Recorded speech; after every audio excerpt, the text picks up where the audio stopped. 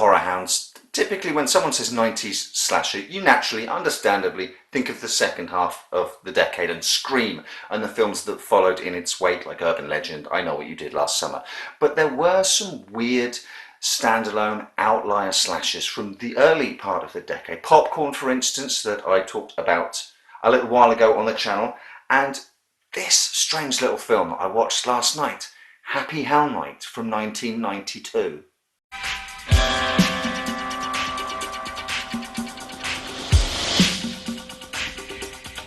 In 1966, a fraternity prank goes wrong and results in the deaths of 7 students at the hands, seemingly, of a killer priest.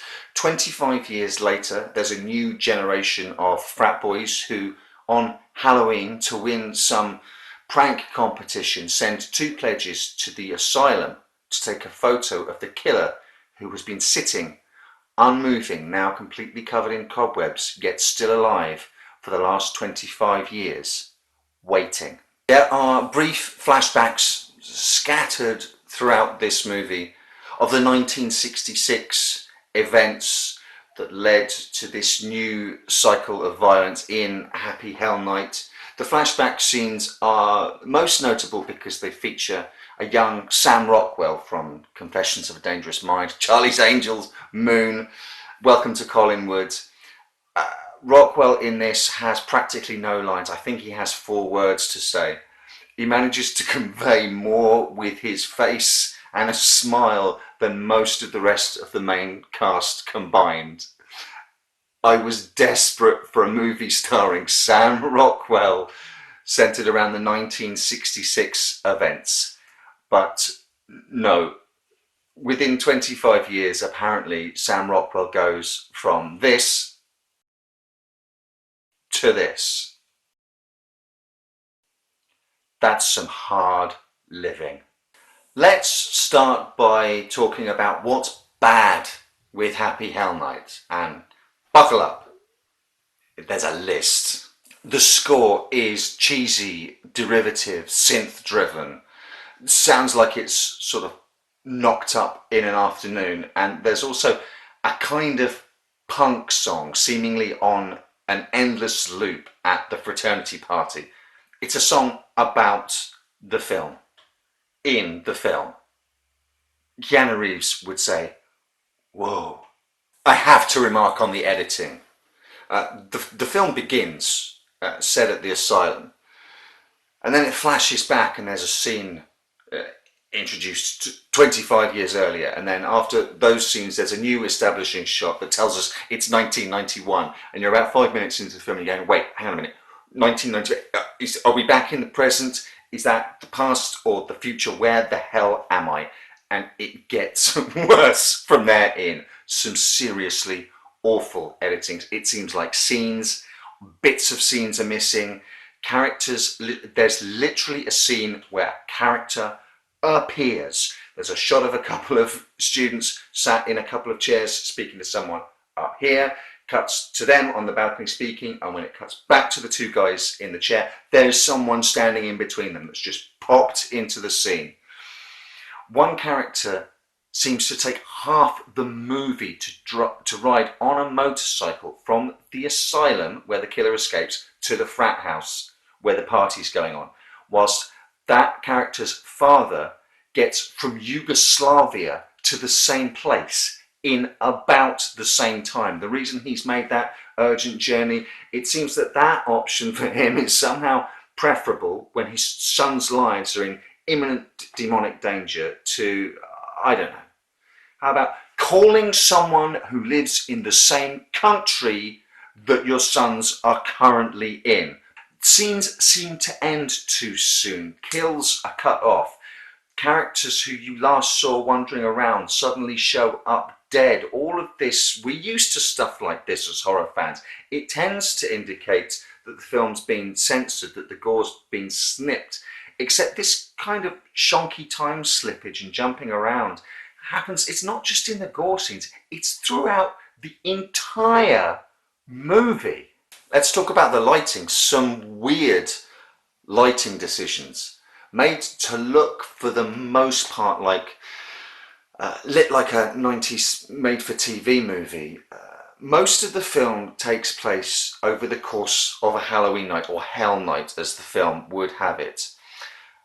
And the frat house that we're in is dark and full of shadows, whilst there must have been huge banks of light outside that building, flooding light in through the windows, about 2/3 of the way through the movie. And I kid you not, I thought we jumped to the next morning, the morning after the party, because it was so goddamn light. There was light streaming in from outside. The plot is clumsy. Is our antagonist, this killer, is he an insane killer priest? Is he a devil worshipper who was posing as a priest? Is he a demon-possessed priest? There's clearly something demonic going on, but it's all so fuzzy. You can pick a handful of reviews of this online at random. You won't find any kind of consensus on the internet about the film that everyone has just seen.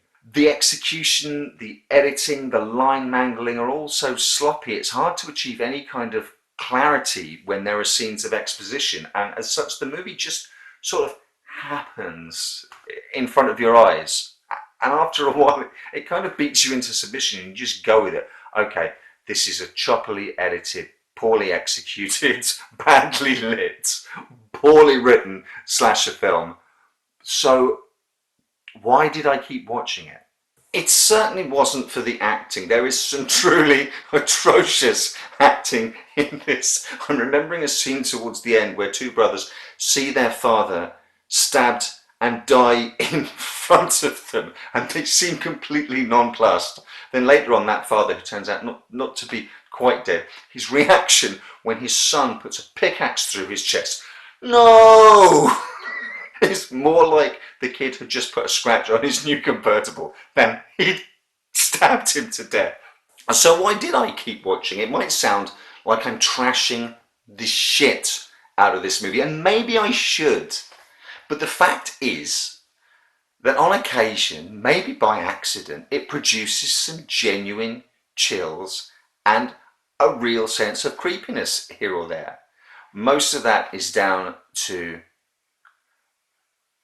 the one person who is undeniably Happy Hell Night's MVP. Charles Cragen plays the killer, a character called Malleus. I've used him as the thumbnail of this review, so you can see, if you haven't even seen the film, he's a spooky looking cross between Nosferatu and something out of Insidious. I got a real sort of early Books of Blood, Clive Barker vibe from Malleus the Demon.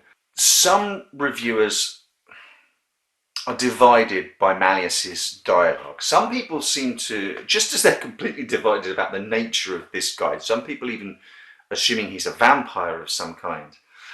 A lot of people think that Malleus's dialogue are really lame one-liners, and if you believe them to be one-liners, an attempt to do a Freddy, then yeah, they're going to come off as completely lame. Every time this character speaks, it's always two words, and the first word is no. And after a kill, he says, so if he kills someone who's watching TV, no TV. If he kills someone who's just had sex, no sex. If he kills someone in a car, no parking. In this really weird voice. I didn't take them to be one-liners. So when I read some online reviews, I was surprised at the number of people that were against Malleus's so-called one-liners, given that I assume he's a possessed priest. I took it as a sort of weird corruption of the prescriptive notion of the Ten Commandments. 10, thou shalt nots. The commandments are basically don't do this, don't do that, don't do that. And I just thought that was maybe the demon playing with the prescriptive nature of organised religion. Maybe I'm giving the movie more credit than it deserves. Malleus looks weird, is creepy, is an effective villain, does execute some gory kills. And then aside from him, there's a moment in a church where a crucified statue of Jesus comes to life, which is fucking freaky. And later on, the fate of the priest in the church on that same cross again gave me Clive Barker Books of Blood vibes. It's a weird one-off moment of bizarre, surrealist nightmare that the film really could have done way more of. It would have been really great to see some more reality warping at the frat house when Malleus is stalking around it. As it is, that seems to manifest itself in some sort of supernatural ability to teleport, to be in places and away from places. I'm not overselling it when I suggest to you that Malleus in this is a truly great killer, a truly great horror villain in need of a great or even good movie to be in. As it is, he doesn't deserve to be in Happy Hell Night. And as much as I'm laying into this film, you can probably tell I've got a bit of a soft spot for it. I can't condemn it entirely. So enough of me sitting on the fence and being wishy-washy. Let's turn, as we always do at the end of these reviews, to some alternate viewpoints culled from Internet Movie Database user reviews. This one from Lonesome Wolf says, Happy Hell Night rocks! 3 exclamation points. This movie is an unbelievably incredible gore-drenched slasher. Most horror flicks that I see nowadays are entirely lame because they don't even contain gory graphic violence like this one does. As far as I'm concerned, bloody gore to the extreme is the way to go. This movie has an unleashed killer named Malleus who brutally kills off college students at a fraternity with a scythe. It's not a scythe. Every time he kills somebody, he says no, in addition to a different word, each individual time. Like, for instance, he killed a nurse at an asylum he escaped from by cutting her throat, and then he said, no TV. He also killed a girl that was getting ready to drive her car away from the college dorm by chopping his scythe through the top while she was in the driver's seat. The sharp point of the scythe cut through the top of her skull and went out of her mouth, and then Malleus pulled the scythe out and said, no parking. Those are just a couple examples of Malleus's character. So if you love gory horror flicks, this one is the bomb. Go rent Happy Hell Night and remember that it has a good surprising twist at the end. Happy Hell Night to all, and to all a good night. Whereas Slasher10 says, not so happy about it, ...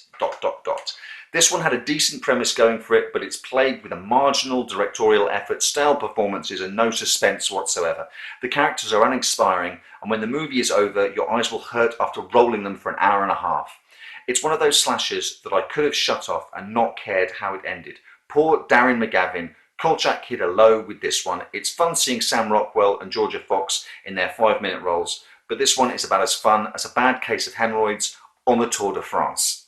Happy Hell Night isn't even worth the effort for die-hard slasher aficionados. Maybe Anchor Bay will do something better with their money by obtaining the rights to titles such as Just Before Dawn, The Burning or Popcorn for the next horror outing.